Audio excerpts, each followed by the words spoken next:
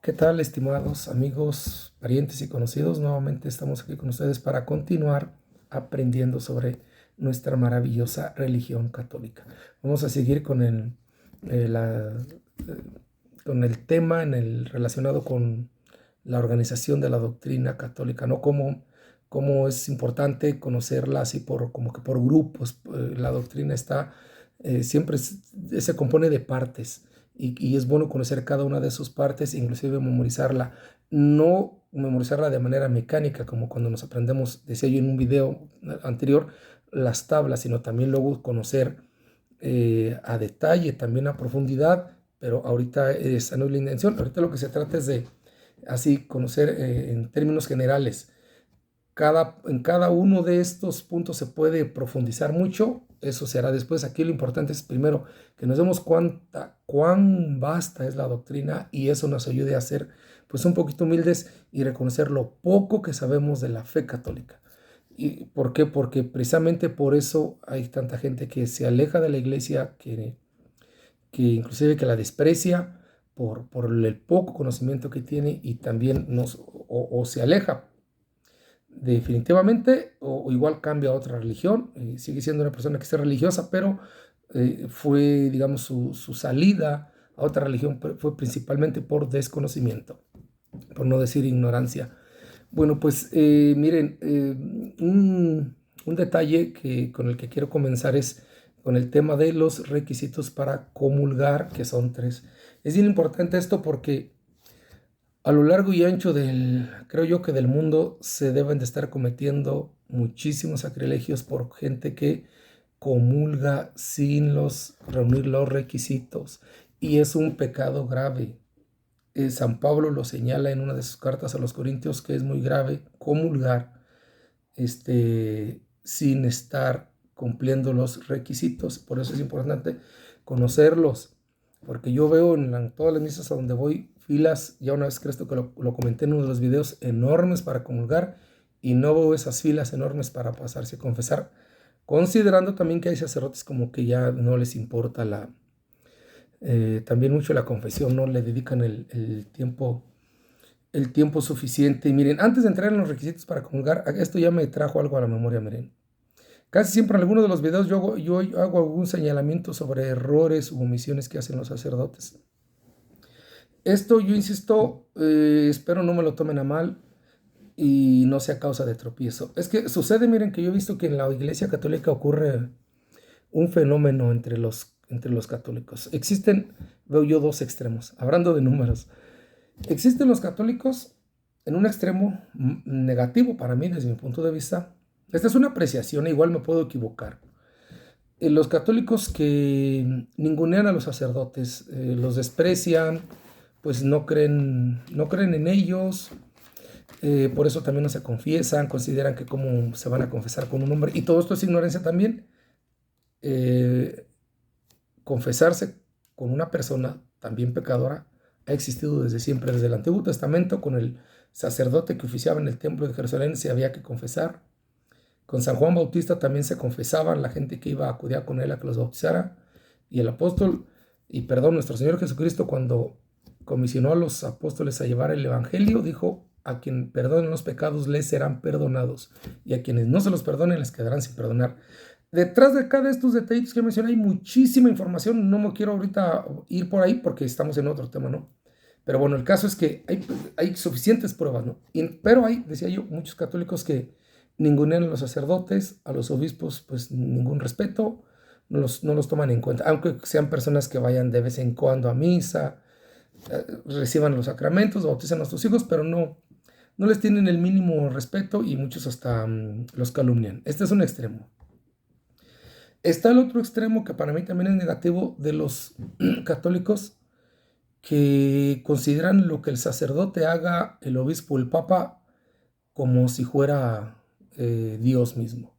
Lo que él dice casi lo consideran como si fuera palabra de Dios y no es así tampoco. El papa de Roma es el sucesor de San Pedro, pero no es el sucesor de Cristo. No, ojo, grábense esto, el Papa de Roma es el sucesor de San Pedro, no es el sucesor de Cristo. Lo que diga el Papa no es como si lo dijera Dios, ni lo que haga el obispo. La autoridad solo se legitima, en este caso de la autoridad eclesiástica, cuando está al servicio de la doctrina. Entonces, por ejemplo, cuando uno de estos tres, el papa, un obispo, un sacerdote, hace algo o contrario a la doctrina, no porque lo haga, no por eso va a ser correcto. Una ocasión escuché de una persona, pues inclusive me sorprendió, ¿no? Porque pues es una persona bien informada. Yo en ese tiempo no conocía mucho de la Iglesia Católica, pero me comentó de un sacerdote de una parroquia que le pidieron, a ella primero le preguntaron si podrían ellos ser padrinos de un niño de bautismo sin estar casados a la iglesia. Estaban, y ya tenían un matrimonio previo, bueno, el matrimonio católico como tal, se habían separado de sus, uno de ellos de su legítima pareja, bueno, en el sentido católico de la palabra, ¿no? Entonces, y que sí podían ser padrinos, y la persona dijo, no, pues yo tengo entendido que no pueden. Y dice, le dijo la persona, ¿no? Dice, es que yo supe que ya el padre actual, dice, este, ya permitió a una pareja de personas en unión libre ser padrinos. Y la respuesta de la persona está, que se supone que estaba bien informada, ¿no? Porque conoce, y yo sé que conoce de temas de la iglesia. Dice, pues yo tengo entendido que no, pero si el padre les dio permiso y los casó así, pues tú habla con él y pues ya, y si te dice que sí, pues entonces sí. Entonces, aquí a mí se me hizo esta una respuesta, ahora que conozco, muy desafortunada. Es que ahí la respuesta correcta era, pues si lo hizo el padre, mal hecho. Y te pido por favor que no se te ocurra a ti ir a sonsacarlo, porque capaz que lo convences. Si ya el niño es risueño y todavía le haces cosquillas, lo convences, o no sabemos cómo lo convencieron, porque hay sacerdotes que a veces violan estas reglas, una de esas, porque no les importa la doctrina o porque hasta se sobornan o sí, se dejan sobornar. De las dos formas es malo. Entonces, un servidor de una parroquia no puede obedecer allí a un sacerdote. Es decir, las personas que sirven en la iglesia no tienen votos de obediencia como el que tiene el sacerdote con su obispo o como el que tiene un monje con su prior, con su madre superiora o padre superior. No, no, en las cosas que violan la doctrina no estamos obligados a obedecer. Inclusive debemos hacer algo para que no ocurran. Entonces, en este caso, la respuesta correcta debe de ser hecha esa. Si lo hizo, estuvo mal. Y te pido por favor a ti que no vayas a ir, porque capaz que lo son sacas y ya, si ya una vez lo hicieron pecar o violar las reglas de la doctrina católica, lo vas a volver a hacer tú. Entonces, no es como de que, pues es que si el padre dijo, entonces pues está bien. No, no, no, no, no, no, no, no. Lo que haga el sacerdote no es palabra de Dios, ni lo que diga es palabra de Dios. La obediencia, que también le debemos a los sacerdotes, o a nuestros sacerdotes, aunque no tengamos votos de obediencia, es en aquellas cosas en las que estamos obligados, yo una vez lo dije, a obedecerle. Por ejemplo, si a mí me pone como requisito para una absolución dormir un mes en el suelo, que ya ni ponen los sacerdotes prácticas de mortificación o sí, de sacrificio, ¿no? Por el tema de la nueva teología, que casi ya prácticamente los sacrificios los ningunea mucho. Pero bueno, total, el caso es que formalmente siguen existiendo como forma de penitencia los actos de mortificación. Vamos a poner que un sacerdote bien tradicionalista y que me pusiera a mí para un pecado, ¿sabes qué? Vas a un mes dormir en el suelo. Ahora, lo voy a obedecer, lo obedecería. Lo digo con toda la sinceridad, lo obedecería aunque se me hiciera dura la penitencia. O vas a rezar 6 meses el rosario. En eso estamos obligados. Si él lo pone como requisito para la absolución, lo debemos de obedecer. Pero si en la homilía, porque estamos aquí hablando de un sacramento, pero si en la homilía él en su discurso dice que no votemos por determinado partido político, ahí no estamos obligados a obedecerle. Esa es su opinión. Él puede pensar que el partido o el candidato es malo, es su opinión, se le respeta, pero no estamos obligados a obedecerle. O sea, hay que distinguir, ¿no? O sea, creo yo que este es el justo medio o el punto medio, como decía Aristóteles, es el correcto. Un extremo de ningunearlos es malo. El otro extremo que se da entre muchos católicos, los que son muy acercados a la iglesia, de casi considerarlos como si lo que dijeran fuera palabra de Dios, creo que también, o lo que hicieran, es correcto solo porque el Padre lo hace. Yo creo que es el otro extremo malo. Yo creo que sí puede haber un justo medio, un término medio apropiado, en el que los respetemos, les demos su lugar, les demos la reverencia que de hecho se merecen. Sabemos que sus manos son consagradas, que son benditas, que pueden absorber, consagrar, bendecir. Todo esto lo respetamos, pero también creo que tenemos que tener el criterio suficiente para reconocer cuando algo hacen está mal, y no tomárselo a bien solo porque el sacerdote lo dijo, y pues si él lo hizo, significa que está bien. No, no, no, no, no. Y creo yo que hay que señalarlo. Ya señalé yo una ocasión el caso de un obispo que desafortunadamente, habiendo documentos de la iglesia que lo mandan, que lo mandatan, no usó el platillo que se pone aquí para, a la hora de la comunión, para en caso de que se caiga una hostia, caiga en el platillo o simplemente las partículas. Era el vicario general de nuestra diócesis de Irapuato. No usó el platillo, que es, no sabe, creo yo que no les importa más bien. Y yo creo que no tiene nada de malo señalar estos errores de ellos, para que en todo caso, si vemos que no los usan y uno pasa a comulgar, pues si hay 2 filas, pasar donde sí está. Y si no, pues en la oportunidad que se pueda, creo exigirlo. Porque decirles, padre, se debe de usar un platillo, no, pues él ya lo sabe, no le tenemos por qué enseñar. Entonces, bueno, pues eso, ahora sí, volviendo al tema de los requisitos para comulgar, espero haya quedado más o menos claro. Bueno, el primer requisito para no comulgar de manera errónea es, primero, estar en gracia de Dios. Estar en gracia de Dios.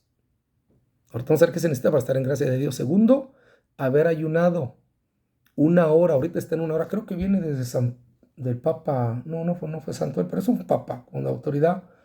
Creo que fue Pío XII. Estaba en 3 horas. Creo que después lo movió a 1 hora. Pero bueno, no hay contradicción en esto, contradicción en cuanto que lo hubiera quitado, y ahí ya.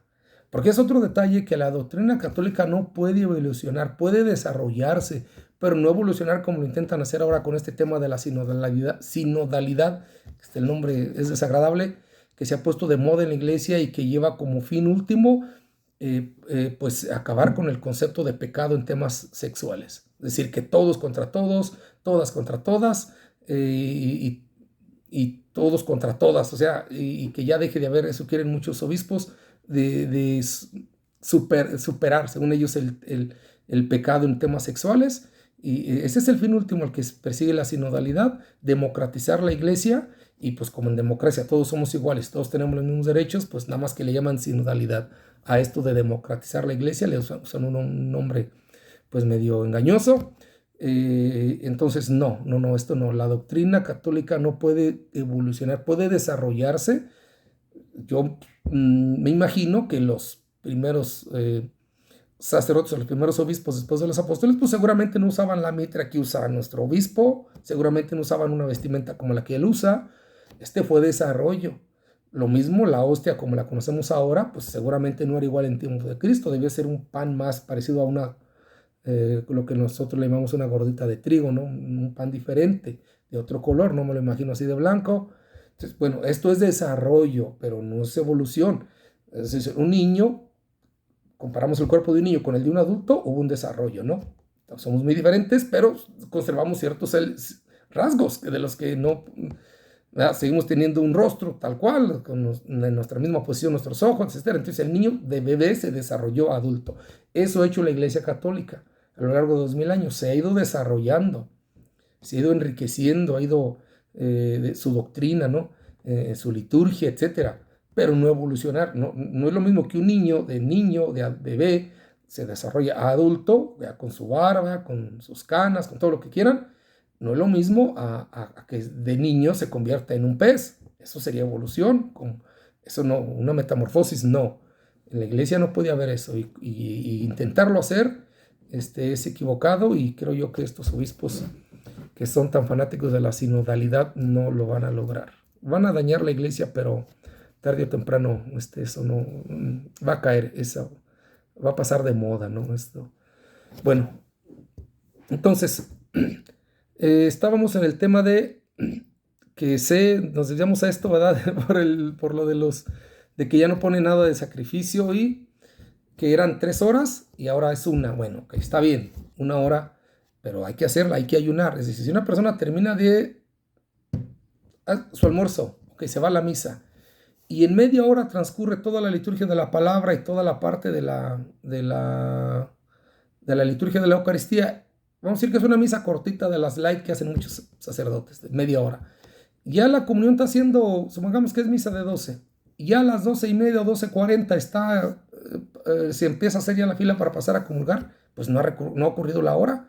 Si la persona terminó, es más, se echó unos tacos allí cerca de un puesto del templo. De ahí se entró a la misa, apenas van 40 minutos, no es la hora. Entonces, si es una hora y punto. Entonces, no puede comulgar si no tiene una hora de haber ingerido alimentos. Ese es el segundo. El tercero, estar consciente de lo que va a recibir. Tener conciencia de que va a recibir a Cristo sacramentado, la presencia real de Jesucristo. Si es una persona que no cree, pues mejor no pase a comulgar. Ya se va a decir, Señor, y pues estás ahí presente, ¿por qué no te mueves? ¿Por qué no saltas? Hay milagros eucarísticos, no ocurren cada rato y qué bueno que no ocurra porque tampoco el Señor nos debe de dar gusto. Son contados, ahí están, investiguen, pero no ocurren a cada rato, ni tiene por qué el Señor cada rato estar, por eso está la fe, ¿no? Estar haciendo milagros eucarísticos. Hay algunos, hostias que han sangrado, etcétera. Son contados, qué bueno que así sea, pero bueno, tal es un acto es nuestra fe, es el sacramento de nuestra fe, y si usted no tiene fe en que ahí está Jesucristo, entonces pues mejor no pase a comulgar. Bueno, esos son los 3 requisitos para comulgar. Y ahora dijimos que está a estar en gracia de Dios. Pues para estar en gracia de Dios, ¿qué se requiere? Pues no tener pecado mortal ni venial, que son los 2 tipos de pecado. Hay 2 tipos de pecado en la doctrina de la iglesia. Acuérdense, ya vimos los 3 requisitos para comulgar, ahora los 2 tipos de pecado. Es el pecado mortal y el pecado venial. El pecado venial se borra para poder pasar a comulgar con la declaración pública de que somos pecadores, con el acto penitencial que se hace siempre al inicio de la misa. Cuando nos reconocemos pecadores, cuando decimos públicamente yo confieso ante Dios y ante ustedes, hermanos, que he pecado mucho. Y esto hay que decirlo con humildad y ya se quitan los veniales. Los mortales tienen que ser con una confesión, un acto de conversión, de arrepentimiento, con el sacramento de la reconciliación, con todos sus etapas o su proceso, que son 5, ya lo dije en otro video. Y entonces sí, poder pasar a comulgar. Si alguien llega tarde a la misa, después de esta parte, pues a lo mejor diga, no, es que no estoy en pecado mortal, ok, pero ¿y los veniales? No me diga que no hubo veniales, pues que me dé la receta para no cometer veniales. Y yo creo que no hay persona en el mundo que, no, pues de hecho no lo hay, que no cometa pecados veniales. Por eso es importante llegar puntual a la misa. Si ya llegó tarde, por respeto a Jesucristo sacramentado, mejor no pase a comulgar. Que si algún sacerdote le dice, no, es que sí puede, miente ese sacerdote. No puede pasar a comulgar con pecados veniales, tiene que llegar puntual a la misa para hacer el acto penitencial, y si no tiene pecados mortales, ok, no es necesario confesarse, pero los veniales, que seguramente los tiene, se los tiene que borrar con el acto penitencial que se hace llegando puntual a la misa. Cantar el Señor ten piedad, obviamente pidiendo ahí perdón, etc. ¿Qué más tenemos? Bueno, las 3 condiciones del pecado. Para que algo sea pecado, ¿qué se requiere? Hay 3 condiciones. Esto también apréndanlo, ¿eh? Ahora vamos con las 3 condiciones del pecado. Tiene que haber materia grave. Esa es una materia grave. Pleno conocimiento y deliberado consentimiento. Son las 3 condiciones. Si una de estas 3 faltan, no es pecado. Ya sabemos que pues mucha gente ya se lo va a saber, no, a veces hasta por nuestro propio sentido, cuando algo está mal, ¿no? Entonces, puede haber ocasiones que alguien diga, no, pues es que no lo conocía. En el tema del deliberado, después podemos ahondar más en cada uno de estos puntos que implica el deliberado consentimiento. Pues, por ejemplo, así rápidamente, pues que alguien deliberadamente falte a misa dominical, ¿no? Okay. No es lo mismo que esté en un viaje, una emergencia, cuida a un enfermo, un pariente enfermo y no puede ir, okay, o está enferma la persona propiamente ya. La susodicha persona, pues obviamente ya no es un deliberado consentimiento. Entonces son 13: materia grave, pleno conocimiento de que aquello es grave y deliberado consentimiento. Bueno, vamos, ¿qué más? Estamos con el tema del pecado. Tiene que haber, el pecado contiene 7 características, el pecado, y esas las vamos a leer de aquí del Catecismo de Juan Pablo II. En el numeral 1849 dice así. Numeral 1849. Definición de pecado, dice: el pecado es una falta contra la razón, la verdad, la conciencia recta, es faltar al amor verdadero para con Dios y para con el prójimo. Ahí está. ¿Qué es el pecado? Sigue diciendo, es una desobediencia, es una rebelión contra Dios, es el amor de sí hasta el desprecio de Dios. Y en una ocasión en un video dije, estas son palabras de San Agustín, es adversión a Dios, conversión a las criaturas. Es cuando cambiamos a Dios por las criaturas. Entonces, estas son las características del pecado. Bueno, vamos a seguir conociendo sobre qué más hay. Hay dos consecuencias del pecado mortal. Estamos con el tema del pecado. Las dos consecuencias del pecado mortal es destruye la caridad y aparta al hombre de Dios. Estas son las características del pecado mortal. En el pecado venial no se destruye la caridad, pero la hiere. Eso enseña el catecismo. También el de San Pío X. Entonces, esas son las dos características del pecado mortal y en qué consiste el pecado venial. Bueno, entonces, ahora, ¿cómo sabemos cuando un pecado es mortal? Miren, pues hay varias formas, ¿no? Varias cosas, ¿no? Ahora hay varias información, creo mejor dicho. Pues están los 10 mandamientos de la ley de Dios, están los 5 mandamientos de la iglesia, están los 7 pecados que brotan del interior del hombre, que se relacionan, ¿no? Ya contienen parte de esto mismo, de los 10 mandamientos. Son los 7 pecados que brotan del corazón, del interior del hombre, que enseñó nuestro Señor Jesucristo. En el Evangelio de San Mateo, capítulo 15, versículos 19, léanlo después ustedes en su casa, por allí están los que brotan del corazón. Están también las 15 obras de la carne, que están en la carta a los Gálatas del capítulo 5, versículos 19 al 21. Entonces, pues si gustan, vamos a leerlos, nada más el de San Mateo. Bueno, pues aquí dijo Jesucristo, dice, porque del corazón salen los malos pensamientos, homicidios, adulterios, fornicaciones, robos, falsos testimonios, blasfemias.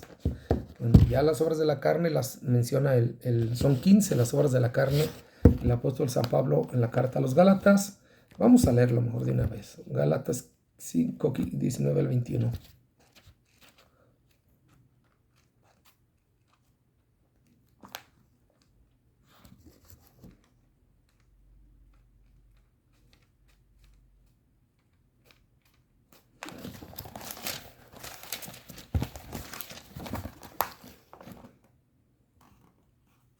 Dice San Pablo, las obras de la carne son evidentes: fornicación, impureza, libertinaje, idolatría, hechicería, enemistades, pleitos, celos, enojos, ambición, desavenencias, divisiones, envidias, borracheras, comilonas y cosas como estas.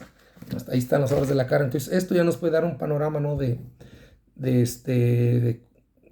cuáles son las obras o los pecados, ¿no? que tienen materia grave. Bueno, pues ahí creo que esto es todo lo relacionado al tema del pecado. ¿Qué más tiene así como que enumerado la doctrina de la iglesia? Bueno, pues están las 3 misiones de nuestros obispos, que es enseñar, santificar y gobernar a la iglesia. Las 3 misiones del obispo. También tenemos los 3 estados de la iglesia católica, la iglesia cristiana de Cristo. Son 3 estados, esto lo enseña también el catecismo, una es la iglesia militante, también se le conoce como peregrina, es decir, porque va peregrinando en el tiempo, aquí en la tierra, la visible, la que formamos todos. Está la iglesia purgante, que es todas las personas que están purgando, purgatorio, purificándose para poder pasar a la presencia de Dios, debido a los pecados, ¿no? que tienen que purificar. Están en el purgatorio. Esta es la iglesia purgante, por la que se debe hacer oraciones por las ánimas del purgatorio. Ya les debe sonar por ahí la frase. Y la iglesia triunfante, la que ya está en la gloria de Dios, los bienaventurados, los felices, que es una forma, creo que yo más entendible, a mí me gusta más de referirnos a la bienaventuranza, felices. ¿Por qué? Porque ya están ante la presencia de Dios. ¿Y de dónde viene esto? Pues del sermón de la montaña de Cristo, cuando decía, felices son los que tal, y felices son los que esto otro, felices son los de corazón puro, etc. Bueno, de ahí se tomó los bienaventurados. Entonces está la triunfante, la purgante y la militante o peregrina. Nosotros pedimos la intercesión de la triunfante que ya está ante Dios, ante su presencia por nosotros, y nosotros pedimos a Dios por la purgante, la que está en el purgatorio. Por eso estamos en comunión. Es a eso en parte lo que se refiere la frase del credo de los apóstoles cuando decimos creo en la comunión de los santos. Formamos una comunidad de fieles. Entonces, pues esos son los 3 estados de la iglesia para que se los memoricen. También tenemos algo bien importante que es bueno conocer, que es lo de las 4 formas de interpretar la Biblia. ¿Por qué? Porque cada pasaje de la Biblia tiene diferentes significados según la interpretación. Miren, no podemos, este es un error bien grave, no podemos tomar la Biblia, agarrar ver un pasaje y decir, aquí, por eso hay tanta gente que se ha ido, o en algún tiempo nos fuimos con los protestantes, porque tomamos la Biblia y inmediatamente nos queremos convertir en exégetas y ver un pasaje, ¿qué dice esto? La Iglesia Católica está engañando a la gente. Por eso hubo un tiempo, creo que fue después del Concilio de Trento, donde la Iglesia limitó el uso de la Escritura. Después del Concilio Vaticano II, con el documento, creo que fue Dei Verbum, donde ya la Iglesia se propone como misión difundir la Escritura, pero también al mismo tiempo vigilando por medio de sus pastores la correcta interpretación. ¿Por qué? Porque la Biblia no podemos tomarla, agarrar un pasaje y quererlo nosotros interpretar así tal cual al pie de la letra. ¿Por qué? Porque fue una escritura que se escribió, valga la redundancia, en otro tiempo por otra gente y de otra cultura. Entonces, existe mucho, vamos a decir, género, ahí está el género, vamos a decir, literario. Entonces, eso hay que entender, pues, en qué contexto se escribieron esas palabras, con qué propósito, etcétera, en qué época, para qué gente, a quién iba destinado el mensaje. Entonces, por eso es importante que tiene que haber una buena base, ¿no? Para entenderla. Y cuando esto se obtiene, o cuando en lugar de nosotros quererla interpretar por nuestra propia cuenta, nos esperamos a que lo haga alguien capacitado, pues hasta obtenemos mucho más, le extraemos más beneficio a un pasaje. Entonces, miren, tenemos los 4 significados, esto lo enseña también el catecismo. Es el significado literal, es decir, usted lee un pasaje de la Biblia y es entenderlo tal cual hacia el pie de la letra. Algunos se pueden tomar así, otros no. Está también el significado moral, el alegórico y el anagógico, o algunos exégetas, le llaman escatológico. Y son 4, cada uno es diferente. De cada uno podemos obtener un diferente beneficio, una diferente enseñanza, a veces inclusive pues hasta como medio contrapuestas, pero siempre para nuestro provecho. Son los 4 significados de la escritura, recuerden, es el literal, el moral, el alegórico y el anagógico. Entonces es bueno saber que tiene su método la escritura de interpretación. Y ha habido en la Iglesia Católica grandes exégetas que lo tienen bien claro, y son en ellos en los que nos debemos apoyar. Por ejemplo, en la parábola del buen samaritano, fíjense, si usted lee la parábola, ¿no?, del buen samaritano, yo creo que ya se la deben de saber la mayoría de la gente cuando la escucha en misa, pues está, ¿no?, este judío que lo asaltan, lo golpean, lo tiran por ahí, en la bajada creo que de Jerusalén a Jericó, y una persona pasó de su propio pueblo, de su propia raza, de su propia religión, pasan de largo y no lo auxilian. Entonces luego pasa un samaritano que eran rivales de los judíos. Esto después lo podremos explicar, traían una rivalidad histórica, pero bueno, no nos desviamos por ahí. El caso es que eran enemigos y es quien lo auxilia. Entonces, fíjense, esta parábola se puede explicar de todas estas formas de las que ya aquí dijimos, y de cada uno tenemos un provecho.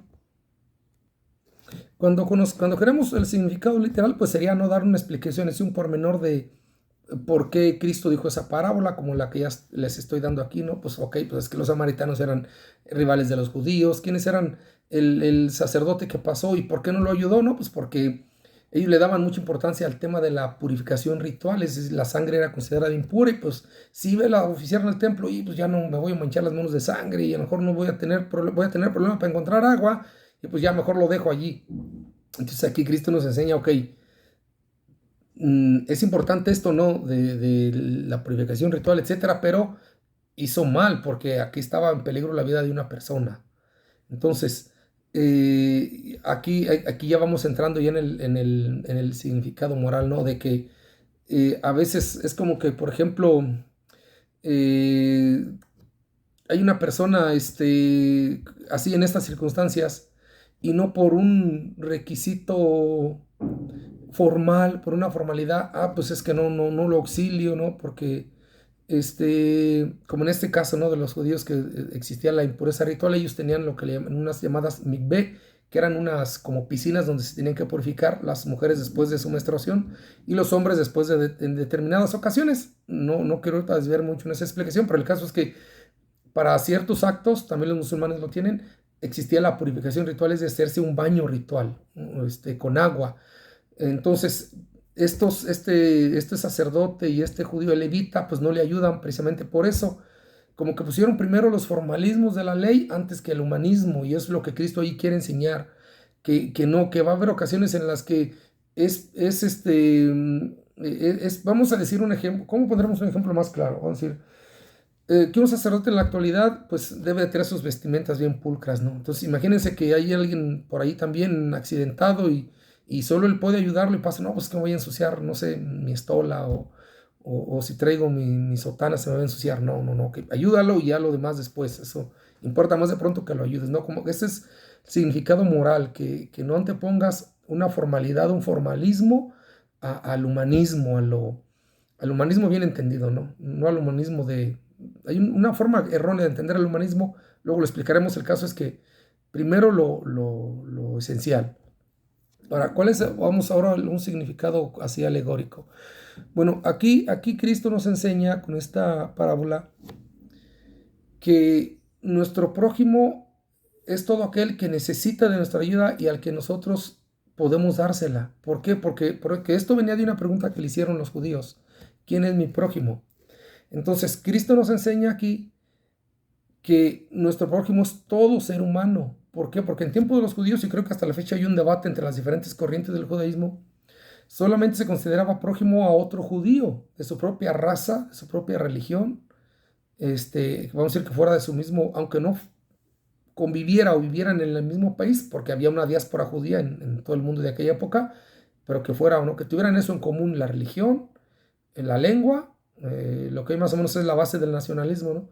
Y la cultura. Entonces, no. Cristo nos enseña que todo ser humano es nuestro prójimo, no solamente la gente de nuestra religión, ni solamente la gente que habla nuestro idioma, ni que tiene nuestro color de piel, sino que va más allá. Entonces, ok. Ahora, fíjense, aquí hay un detalle bien importante. En el significado escatológico, Cristo anagógico, fíjense cómo Cristo allí nos se representa al samaritano, a él mismo. Es decir, él puede ser perdón, al judío, él puede ser ese judío que necesita nuestra ayuda. Es decir, en otras palabras, en una persona que necesite de nuestro auxilio, debemos estar dispuestos a ver a Cristo ahí. Entonces, y si en nuestra mano está auxiliarlo, hacerlo, con sus matices y sus asegúnes actualmente, ¿no? Porque a veces hay gente que está por ahí en la carretera sin una llanta y a veces son trampas para que alguien se vaya a auxiliarlo y quitarle el carcho y llevárselo. Bueno, a veces la misma corrupción moral de la sociedad corrompe y descompone y impide que a veces existan obras de caridad, pero vamos a suponer que en unas circunstancias normales, en un lugar donde sabemos que no existe esta clase de trampas, pues hay que ayudar, ¿no? Y debemos de ver en cada una de estas personas, vamos a ir a Cristo y Él que necesita nuestra ayuda. Ahí nosotros podemos ser el buen samaritano y la persona que está ahí, hacerla nuestro prójimo. Pero también fíjense, hay vamos a decir, esto es en el significado, estamos en el significado espiritual, que es el anagógico. Pero ahí inclusive hay dos formas de entenderlo. Aquí también hay otra forma de interpretarlo, es que el buen samaritano es Cristo. Ya no el que está herido, sino ahora es Cristo. Y el que está herido somos nosotros, personas heridas por el pecado, a quien Cristo va y levanta, le unta las heridas con aceite, le pone creo que vino y aceite, ¿no? Cosas que todavía se usan en los sacramentos. Y ese somos nosotros, la persona herida. Lo lleva a la posada y lo encarga. Allí la posada significa la iglesia. Ahí nos deja donde dice él, todo corre a mi cuenta, le dice Cristo. Entonces, esa es otra interpretación. El levita y el sacerdote que pasó pues representan al Antiguo Testamento, que no lograban la salvación del hombre, solamente lo que hacían, como dijo San Pablo, era recordarnos, o más bien dejar hacer patente que éramos pecadores y que no bastaba las obras de la ley de Moisés para santificarnos, sino solo con el sacrificio de Cristo se podía lograr la redención de la humanidad. Entonces estos pasan de largo y ahora es el samaritano Cristo que viene, el que logra acercarse plenamente a la persona herida por el pecado original, y salvarla.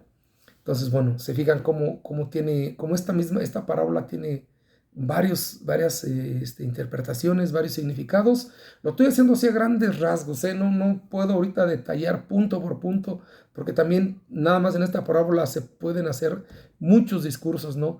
Pero es así a grosso modo un ejemplo de los diferentes significados que pueden tener un pasaje de la Escritura. Para que todo esto que les digo es siempre con la intención de que nos demos cuenta lo poco que conocemos de la iglesia. Este es el fin por el que he hecho estos últimos 3 videos. Me he desviado, si ustedes se dan cuenta, de los temas que planteamos desde enero, sobre los temas de los que ya no se habla en la iglesia. Los vamos a retomar, ya llevamos algunos elaborados, creo que nos falta la mitad.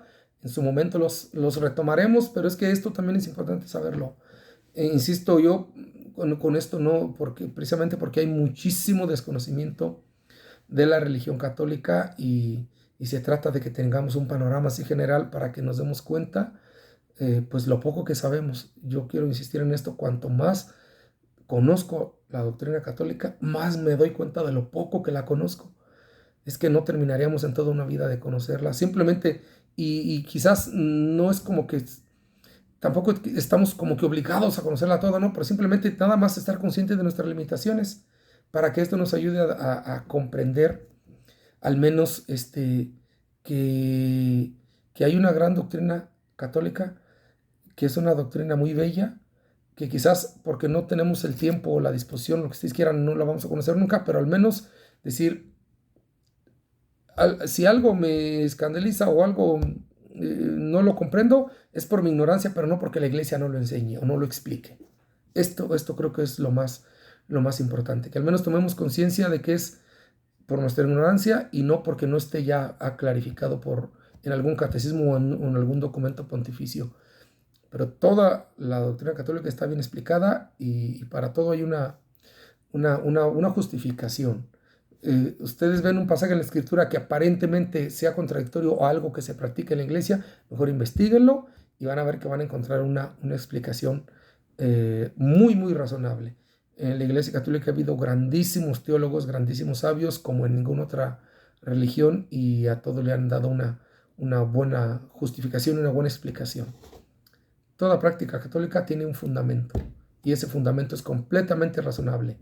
No es sentimentaloide, no está en la emoción.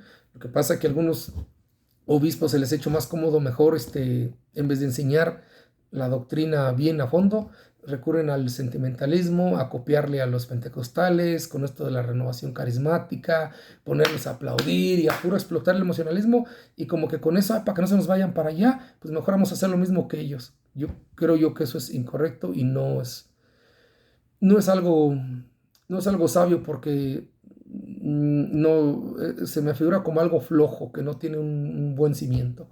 Solamente, pues como a la gente le gusta las emociones, pues vamos a copiarles a los protestantes y vamos a ponerlos a aplaudir en el templo y a estar con los, ¿cómo le llaman esto? Que desmayos en el espíritu y que se caen y que no sé qué.